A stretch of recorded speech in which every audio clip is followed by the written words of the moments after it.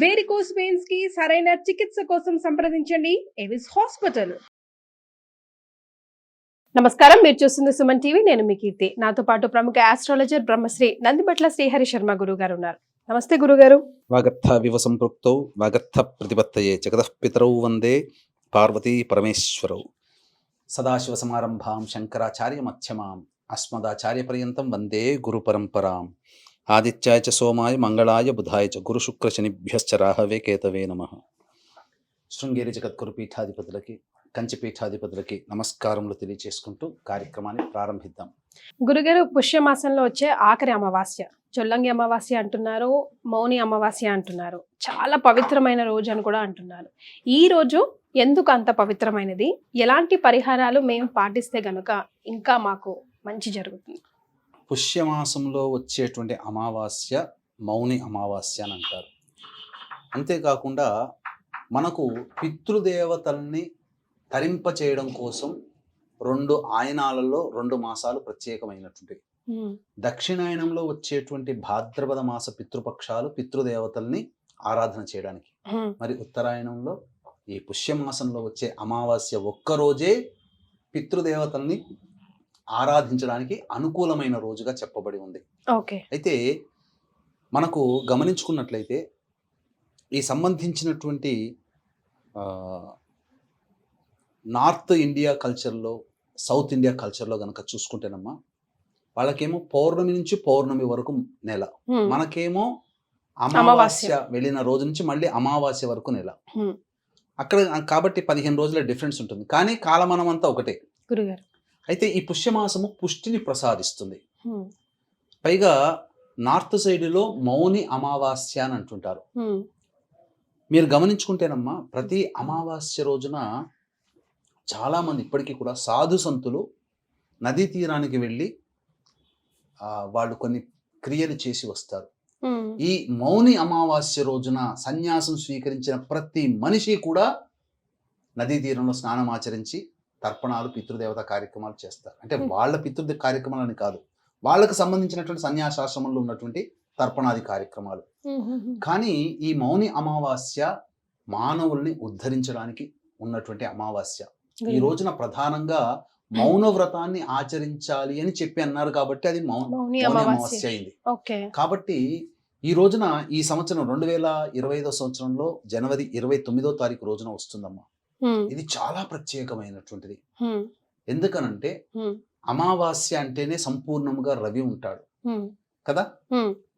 ఆ రవి ఉన్నటువంటి అమావాస్య రోజున రవికి సంబంధించిన ఒక నక్షత్రం కూడా ఉదయం 8:30 వరకు ఉంది.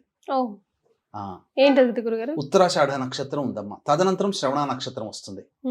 కాబట్టి ముఖ్యంగా అమావాస్య రోజున ఎందుకు ఏం పనులు చేస్తారు అంటే, సాధారణంగా ఎవరైనా కానీ పిండ ప్రదానాలు లేదా తర్పణాది కార్యక్రమాలు చేస్తారు. ప్రతి అమావాస్యకి చేస్తారు, ప్రతి అమావాస్యకి చేయాలి. కానీ ఈ సంవత్సరం ఉన్నటువంటి ఈ మౌని అమావాస్య 29వ తారీఖు రోజున వస్తుంది కదా. ఆ రోజున ఉదయం 8:30 వరకు ఉత్తరాషాఢ నక్షత్రం రవి నక్షత్రం ఉంది కాబట్టి పొద్దున్నే లేచి కాలకృత్యాదులు తీర్చుకొని పెద్దలకి సూర్యోదయం అయిన తర్వాత వెంబడే పెద్దల కోసమే బ్రాహ్మణుని పిలిపించి తర్పణాది కార్యక్రమాలు, బ్రాహ్మడికి వస్త్రదానం చేస్తే చాలమ్మా. లేదు, చాలా మంది బ్రాహ్మడు అవైలబుల్లో ఉన్నటువంటి కుగ్రామంలో ఉంటారు. అటువంటి వాళ్ళు ఏం చేయాలనంటే, ముందుగా గణపతికి నమస్కారం చేసుకొని, మా పితృదేవతల కోసం నేను ఈ యొక్క తర్పణాది కార్యక్రమాలు చేస్తున్నానని చెప్పి సంకల్పం చేసుకొని దక్షిణం వైపు ఫేస్ పెట్టి ఒక గ్లాసు, స్పూను, ఒక బౌల్, కటోరి గిన్నె పెట్టుకొని ఆ గ్లాసులో నీళ్లు పోసి, మంచినీళ్ళు పోసి అందులో నల్ల నువ్వులు వేసిన తర్వాత అప్పుడు పితృదేవతల్ని స్మరించుకొని అంటే భర్త వైపు 3 తరాలు, భార్య వైపు 3 తరాలు ఉన్నటువంటి చనిపోయిన వాళ్ళ పేర్లు, గోత్రము చెప్పి ఆ పేరు తర్వాత ఆ నీళ్లు, ఆ స్పూన్లో నీళ్లు తీసుకొని నువ్వులతో ఉన్నటువంటి నీటిని అరచేతిలో వేసుకొని గోత్రము, పేరు చెప్పి వాళ్ళకి తర్పణం వదులుతానని భావన చేసుకొని ఆ నీటిని ఈ బొటన వేలి గుండా నీరుని ఆ కటోరి గిన్నెలో వదలాలి. ఇలా తర్పయామి తర్పయామి తర్పయామి అని 3 సార్లు వదలాలి. ఇలా చేస్తే బ్రాహ్మడు లేకపోయినా మీరు కనీసము ధర్మాన్ని పాటించిన వాళ్ళు అవుతారు. ఇది పెద్దల కోసం చేయాల్సినటువంటి విధి. ఇది ఈ రోజున ఖచ్చితంగా చేయాల్సిందే. Right. ఇక చాలా మంది అనేక రకాల సమస్యలతో ఉంటారు, వాళ్ళు కూడా కొన్ని పరిహారాలు చేసుకోవచ్చు అమ్మా. గురుగారు మరి నేను విన్నది ఏంటంటే చొల్లంగి అనే ఊరులో 7 పాయల నదులు కలుస్తాయి. అందులో స్నానం ఆచరించాలి ఈ రోజు తప్పనిసరిగా చాలా మంచి జరుగుతుంది అని అంటున్నారు కదా. అవునమ్మా, ఈ చొల్లంగి అమావాస్య ఏంటంటే మనకు ఈ గోదావరి నది ఉంది కదమ్మా. ఈ గోదావరి నది ఒకప్పుడు సప్తర్షులు మనకు తెలుసు కదా, అత్రి, భరద్వాజ, కశ్యప, ఇటువంటి మహర్షులు ఒక్కొక్క సస్యశ్యామలం చేయడం కోసం ఆ గోదావరి నదిని ఈ 7 రకాలైనటువంటి దారుల్లో తీసుకుని వెళ్ళారు. అందులో ఈ కశ్యప మహర్షికి సంబంధించినటువంటి పాయగా వెళ్ళినటువంటిదే చొల్లంగి అనే గ్రామంలో అక్కడ సముద్రంలో కలుస్తుంది. అక్కడ ఈనాటికి కూడా ఆ చొల్లంగి అనేటువంటి గ్రామంలో, అంటే మనకు యానాంకి పరిసరానికి చాలా దగ్గరగా ఉంటుంది అది. ఆ గ్రామంలో అక్కడ ఉత్సవాలు జరుపుతారు, అక్కడ పితృ కార్యక్రమాలు చేస్తారు. ఆ విధంగా చొల్లంగి అనే గ్రామం దగ్గరగా వెళ్ళి నదిలో కలుస్తుంది కాబట్టి దానికి, ఎందుకంటే ఈ భూమి అంతా కశ్యప ప్రజాపతికి సంబంధించింది కదా, పరశురాముడు దానం చేస్తాడు కదా కశ్యపుడికి. ఆ విధంగా అక్కడి నుంచి సముద్రంలో కలుస్తుంది కాబట్టి ఆ ప్రాంతమే ఆఖరిది కాబట్టి ఆ డెస్టినేషన్కి, కాబట్టి అక్కడ ఈ తర్పణాది కార్యక్రమాలు, జాతరలు కూడా చేస్తారు ఈ రోజున అక్కడ. అక్కడ జాతరలు కూడా చేస్తారు, చాలా విశేషంగా ఉంది. కాలక్రమేణా అది కనుమరుగైపోయింది. చొల్లంగి అనే ఊరు దగ్గర ఎక్కువగా ఏర్పాటు చేసుకునే కార్యక్రమం కాబట్టి మన దక్షిణ అనగా తెలంగాణ, ఆంధ్ర ప్రాంతంలో దీన్ని చొల్లంగి అనే గ్రామం దగ్గర అమావాస్య రోజున చేసుకుంటారు కాబట్టి చొల్లంగి అమావాస్య అని అంటారు. చెప్పగానే చొల్లంగి అనే గ్రామానికి వెళ్ళాలి అనే స్ఫురణ వస్తుంది కాబట్టి, కానీ వాస్తవంగా ఇది మౌని అమావాస్య కాబట్టి చక్కగా జాతకరీత్యా ఉన్నటువంటి అనేక రకాల సమస్యలకి ఈ రోజున ఖచ్చితంగా అమావాస్య రోజున అంటే పితృదేవతలను అంటారు, కానీ ఏ అమావాస్య రోజున కూడా ఆరాధించినటువంటి దైవము ఈ అమావాస్యకి విష్ణుదేవుని లక్ష్మీ సమేతముగా ఆరాధన చేయాలి. ఏకాదశిలోనే విష్ణువుని ఆరాధన చేస్తాం, కానీ ఈ అమావాస్యకి లక్ష్మీ సమేత విష్ణువుని ఆరాధన చేయాలని శాస్త్ర ప్రమాణం. ఏ విధంగా గురుగారు? తప్పకుండా తెలియజేస్తానమ్మా. వీక్షించేటువంటి ప్రేక్షకులు కూడా ఈ మౌని అమావాస్య చాలా అద్భుతమైనటువంటి మహిమాన్వితమైనటువంటి అమావాస్య. ఆ రోజున శ్రవణ నక్షత్రం ఉంది. అంతేకాకుండా మీకు గమనించుకున్నట్లయితే అమావాస్య తిథి రవికి సంబంధించినటువంటిది, చంద్రుడు ఉండడు, కానీ ప్రత్యక్షముగా చంద్రుడి నక్షత్రమైన శ్రవణ నక్షత్రం కూడా ఉన్నటువంటి రోజు. రవిచంద్రులకి సమాగమం ఆ రోజున చాలా గొప్పదిగా ఉంటుంది కాబట్టి ఆ రోజున జాతకరీత్యా ఉన్నటువంటి వివిధ సమస్యలు, ముఖ్యంగా అమావాస్య అంటేనే అమ్మవారి ఆరాధన విశేషంగా చేయాలి. ఎవరైతే తరచూ ప్రయోగ బాధలతో ఇబ్బందులు పడుతుంటారో, ఉద్యోగ బాధలు, ఆర్థిక సంబంధమైన బాధలు, దాంపత్య సంబంధమైనటువంటి బాధలు, వివాహపరమైనటువంటి సమస్యలు ఎదుర్కొనే వాళ్ళు ఉంటారో, అలాగే క్షుద్ర ప్రయోగాలు, కోర్టు సమస్యలు, అలాగే కాకుండా క్యాన్సర్ వంటి పీడిత వాళ్ళు ఎవరైతే ఉంటారో వాళ్ళకందరికీ ఉపయోగార్థమై దశమహావిద్యల హోమాలలో భాగంగా ప్రత్యంగిర హోమము, పగడాముఖి హోమము, రాజశ్యామల హోమము, వారాహి హోమము, అలాగే ఈ సంబంధించినటువంటి ధూమవతి హోమములు పర్ హెడ్ 2100 రూపాయలకి చేయించడం జరుగుతుంది. అవకాశం ఉన్న వాళ్ళు కార్యక్రమ తదనంతరం కాంటాక్ట్ చేసి మీ గోతనామాలు నమోదు చేసుకోవచ్చు. ఇక ఆ రోజున ఎలా ఆచరించాలి? పితృతర్పణాలు చేయగానే ఉదయమే 6 గంటలకు చేసినట్లయితే పొద్దున్నే 7 గంటలకల్లా కార్యక్రమం అయిపోతుందమ్మా. ఆ తదనంతరం తులసి చెట్టు దగ్గర ఆవు నేతితో దీపారాధన చేసి, అష్టదళ పద్మం ముగ్గు వేసి ఆవు నేతితో దీపారాధన చేసి, లక్ష్మీ సమేతుడైనటువంటి విష్ణువుని విగ్రహాన్ని కానీ లేదా చిత్రపటాన్ని కానీ ఆ తులసి చెట్టు ఆవరణలో పెట్టి ఎర్రటి పూలమాల వేసి లక్ష్మీ సహస్రనామము, విష్ణు సహస్రనామము పారాయణం చేసి సరిపోతుంది. ఆ రోజున చెయ్యకూడని పనులంటూ కొన్ని ఉన్నాయి. ముఖ్యంగా మద్యపానము, మాంసాహారము తీసుకోకూడదు.